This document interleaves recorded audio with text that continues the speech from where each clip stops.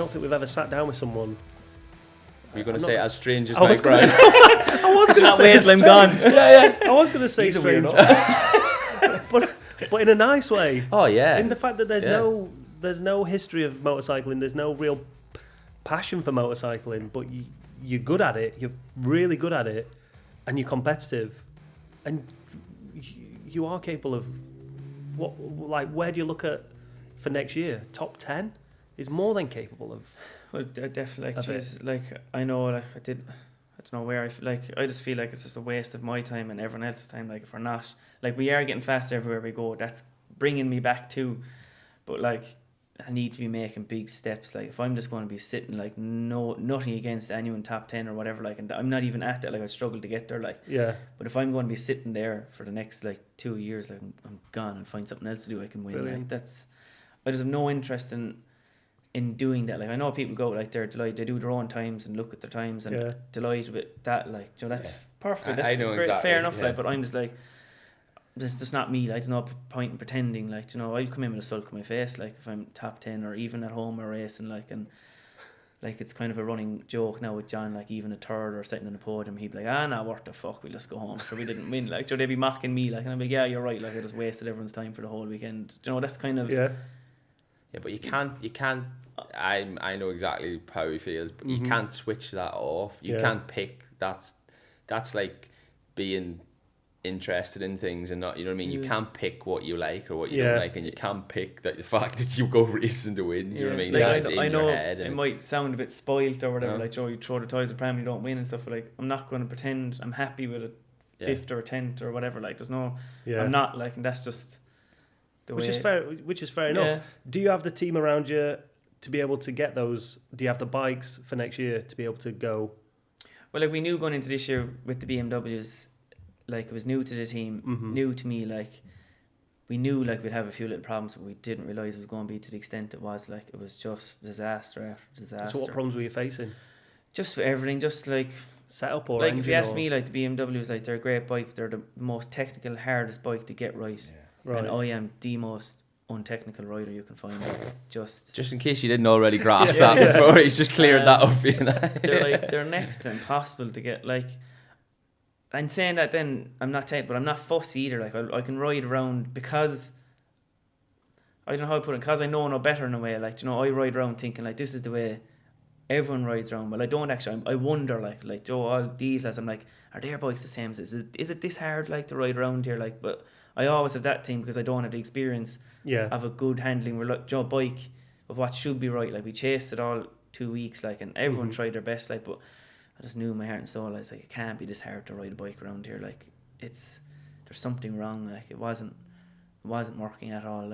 Was there actually something wrong with the specific we had a bike? big problem. Was it the setup that you just couldn't get? The setup we couldn't get, plus electronics was used. We were running split throttles, anti-wheelie, traction. Then, to be fair to John, he got lads over and they're no, you can't run that here. All that has to go. You need to do this, need to do it. Then we got it to somewhere else, and then we got huge suspension problems, and then maybe I made the problems a bit bigger than they were in my head. And I was bait before I even left. I was this. I just rode off down the hill this is a disaster. It's not working.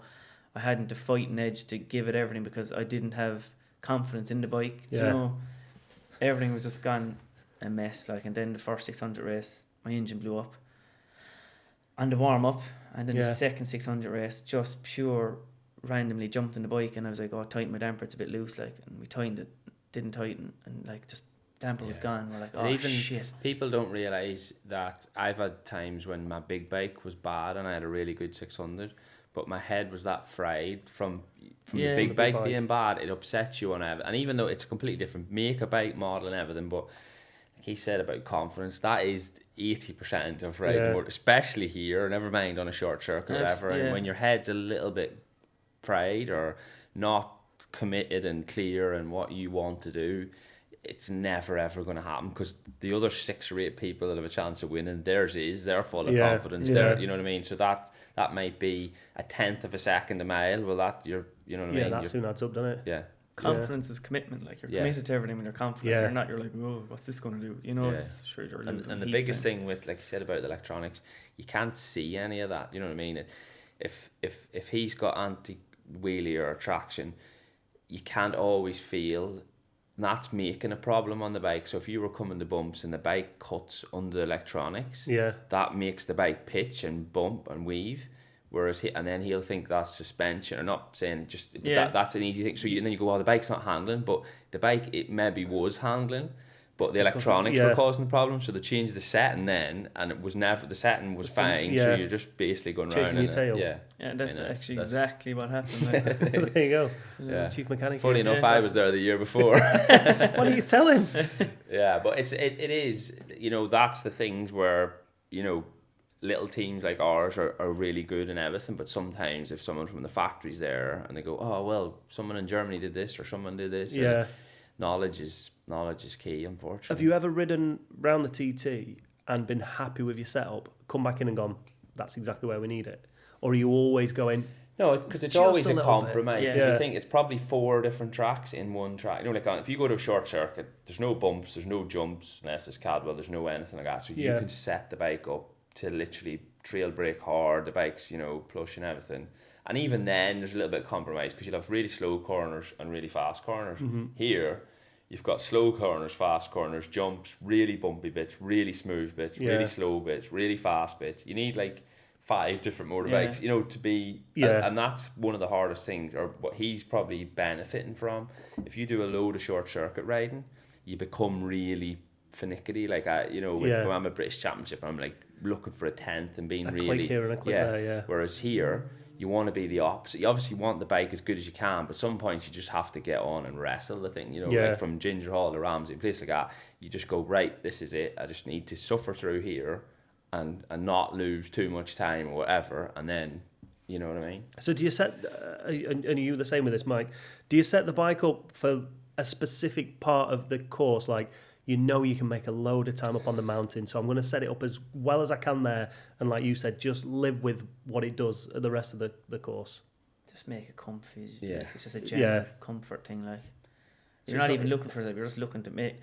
If the bike's easy to ride, you go fast. Like, that's, you're just looking for an easy ride. Like, the biggest thing will be like stability. So if you can take a hand off a handlebar on a fast part of the, not actually, but this is what we would say. Like Dean joked last night and said, "Oh, I could take my hands off that Ducati. It's stable." Yeah.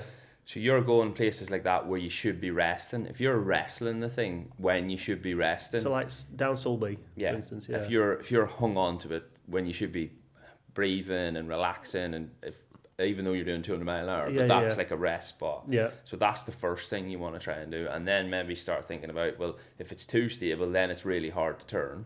Yeah. So you want to try and make it a little bit easier to turn without making it nervous, and you sort of work in that sort of way to try and eventually then make it a easy mid bike for everywhere. You're never going to get the bike set up perfectly for it.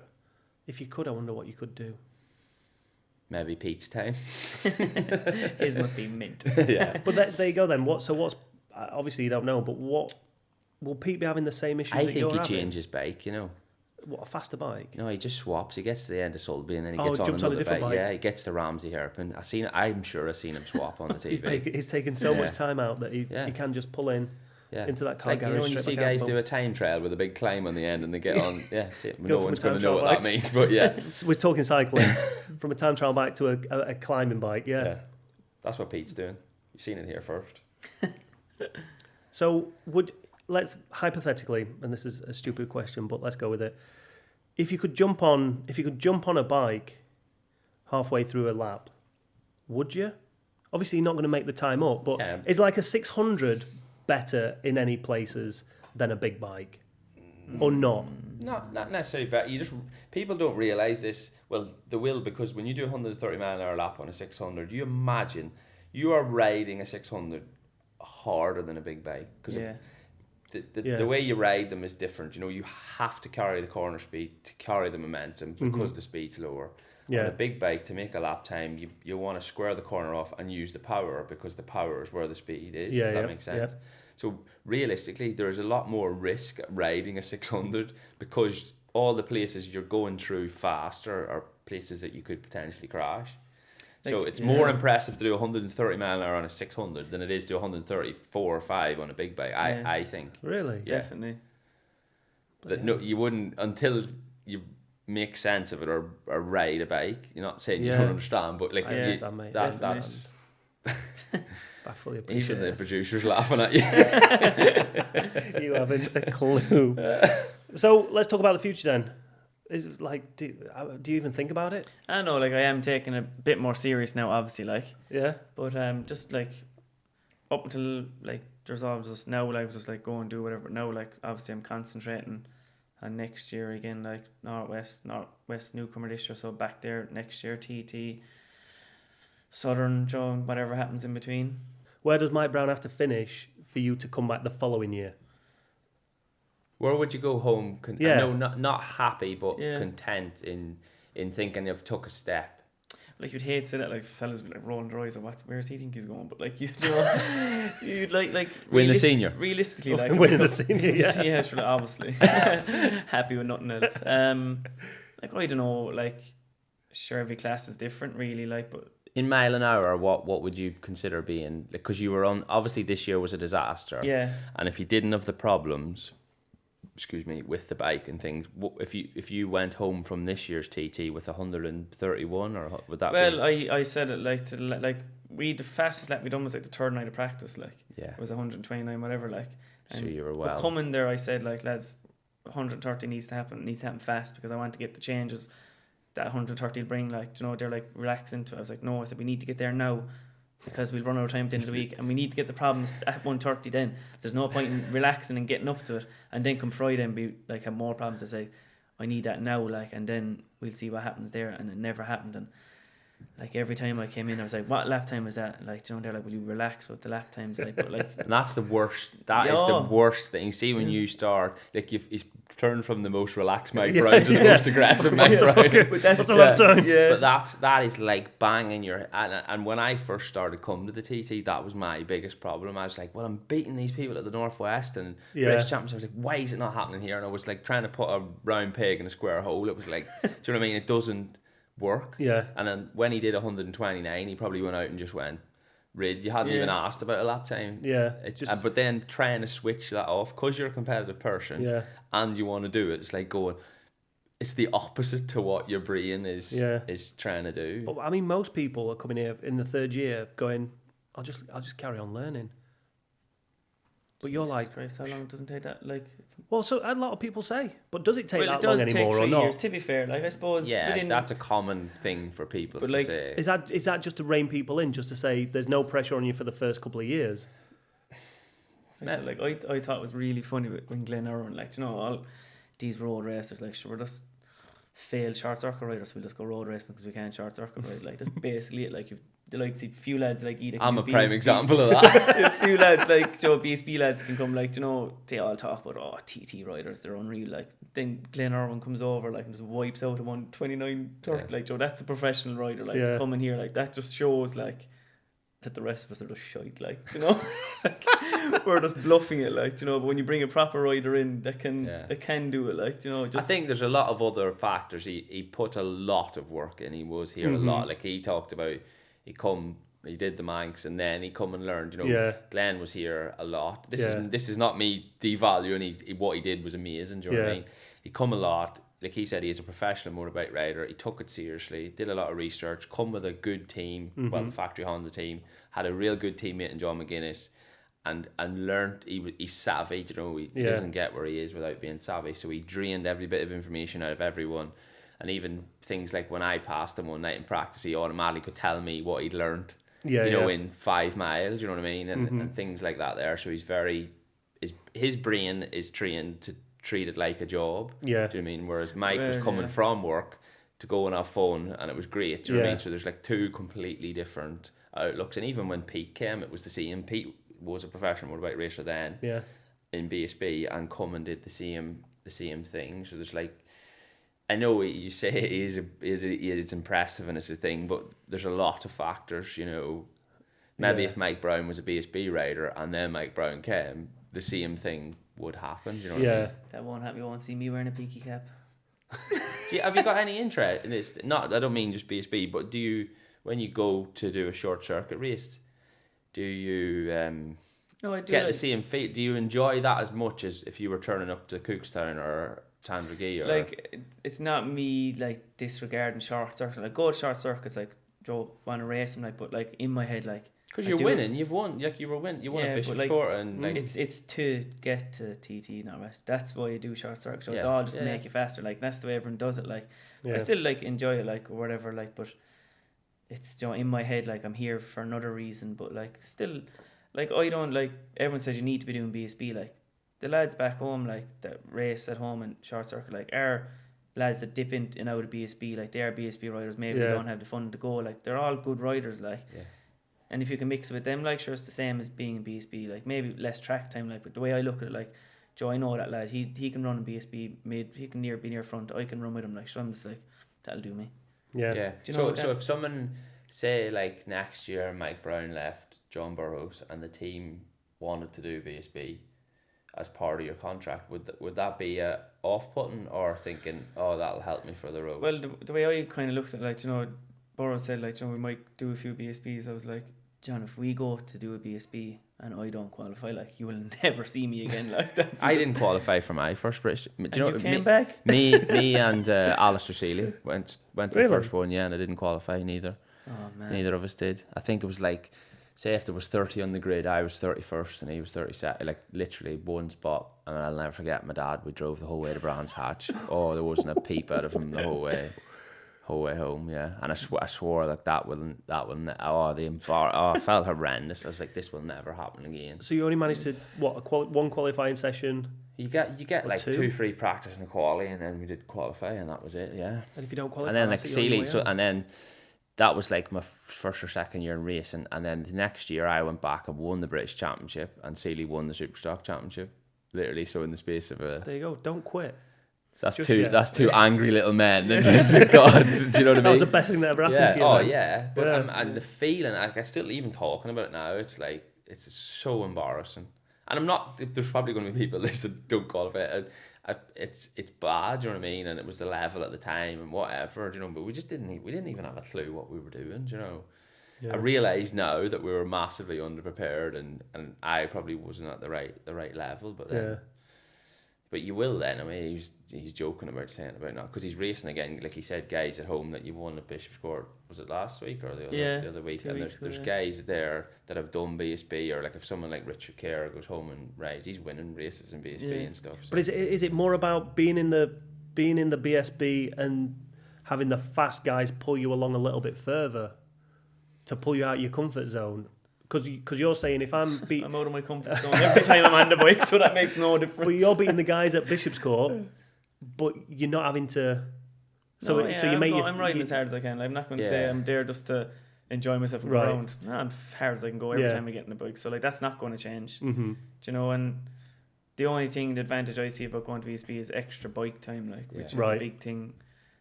Still, no matter where you go, you're going to ride as hard as you can. Like I never rode a track in England. Only till like 3 weeks ago I went over and done a test in that 750, but I'd never ever done, so like it'd be new track, new everything. Right. But I think, and John is kind of itching that way maybe a little bit to do a few before next year. Before next year, like Joe, he's going anyway with Jack, like, you know, why not stick a starter in the van? If it's not going to cost you anything. Yeah, no, as well. I suppose I have to be there on like on Thursday, like, isn't it? Yeah. The long weekend. Is that pain in the arse, that? Never mind the uncle sacking him, the cousin might sack him now as well. He's soon running out of family members. I have a few left. Right, let's wrap this one up. We always finish with a quick fire question, or at least Steve does. Quick fire questions, no explanation, just answer one or the other. Right. I feel like you're probably not going to answer a few of them. Dunlop or McGuinness? Yeah, McGuinness. Ginger Hall to Ramsey or Ramsey to Cronknamona? Second one. Don't know what year them places are. Basically over the mountain or from Ginger Hall to the bumpy bit or the nice bit? Not over the mountain. Before it. Lager or beer? Beer. Outright lap record or senior TT win? Senior TT. Wheelies or stoppies? Wheelies. MotoGP or World Superbikes? I don't never World Superbikes. I thought you were just going to like, I don't watch either. I don't know anything about MotoGP, but I know just from January I'd watch a bit of World Superbikes. Okay. Pineapple or never pineapple on pizza? Pineapple's my sponsor. What pineapple is? Yeah? Yeah, my main sponsor is a pineapple farmer from Australia. Really? Yeah. Hey, how cool is that? My name's Mike Browne and I'm sponsored by pineapples. It's like... Does that mean we get free pineapple now? He's cool old boy. He's a cool old boy and all. He was here for TT and he's after flying back again for the Manx. Yeah. Is he bringing some pineapple with him? Imagine saying that. What do you do? I grow pineapples. That's like... But sure, I knew nothing about pineapple. Obviously knew what a pineapple was, like, John. And I asked him one day, like, how would you get him off? Like, how would you pick him? And he's like looking at me, like, I was like, do you like shake the tree or what? Like, and he's like, pineapples grow off the ground. I was like, oh fuck, did that? I was like, I thought they grow off a tree or a plant. Yeah, Like, no, pineapples come out the ground. Well, no, they don't. Oh well, that's not too bad. You didn't. Yeah. How do you not know? You're a farmer. I know, but like they don't fucking grow pineapples in Cork. All right, let me finish off. That's going to be the title of Mike Browne, the pineapple farmer. Massey Ferguson or John Deere? Neither. Oh. He'll say vent or something posh. Vent, yeah. Look, see, that's the tractors that most normal people can't afford. I don't know what one of them is. It's like a Ferrari compared to them two. Oh, is it? Yeah. Last question: livestock or agricultural farming? We got the sack from livestock, so he's. But there's more enjoyment out of life. There's more livestock. Yeah. Yeah. Mike Browne, it's been a pleasure. Thank you. We managed to talk for over an hour. Did we? That's more than I've ever had out of you. Right, you'll have to edit half that bullshit out. Thank you, mate. Yeah.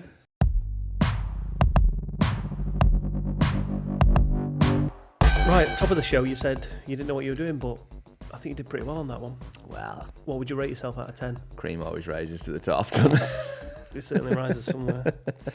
Mike Browne, what a boy. Yeah, that should be his name in a full sentence. Mike Browne, what a boy. That should be on the patch in his leathers. He's a completely different guy to who I've met a couple of times. I told you, mate. You just needed. You've got the rapport. The real Lee Johnston. We've got some respect. Yeah.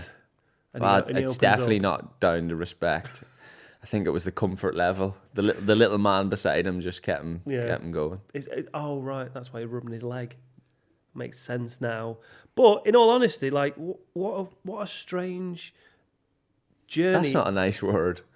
I thought you were going to say person. No, a strange journey into motorcycling. Oh yeah, there is no one else sitting up there right now. 100%. Walk not a chance. The pathway, and even not so much the pathway, but the mental direction that he believes he's going in, or what he's not going to go in if A, B, and C don't happen. He's not afraid to say that he's not here for the love of the TT. He's here because he wants to win. So, fair play. He's going off at a tangent. Have you ever read Andre Agassi's book? No. Andre Agassi, one of the world's greatest tennis players back in the late... I know who he is. Yeah. For people that might not know. Oh, right, okay. Late 80s, early 90s, all the way through to late 90s, one of the greatest... Is there a point to this tangent? Or? Yes. All right. He hated tennis. Yeah, but that was because of his upbringing. True, but my point being... Mike's mum still wipes his bum now. He's had a good upbringing. Do you know what I mean? You can tell by his age. Point being, he doesn't necessarily love the sport. No, but he can take it or leave it. You can. But I love that attitude. He can't take it or leave it because he's still here, and he was taking it even when he was really injured. So it's easy thinking that about him, that he's easy going. But all right, fair. Yeah. What do I know? Pulled the wool over your eyes, hasn't he? The sheep's wool from his farm. That's another episode of the TT podcast in the can. Be sure to leave us a rating and a review wherever you listen to your podcast. So in fact, get your phone out right now, drop us a like, drop us a follow, drop us a review over on iTunes or Spotify or wherever you're listening. Coming up next week though is another Mike. It's Mike Russell. As soon as the lid goes on and as soon as that visor comes down, it's almost like nothing else matters.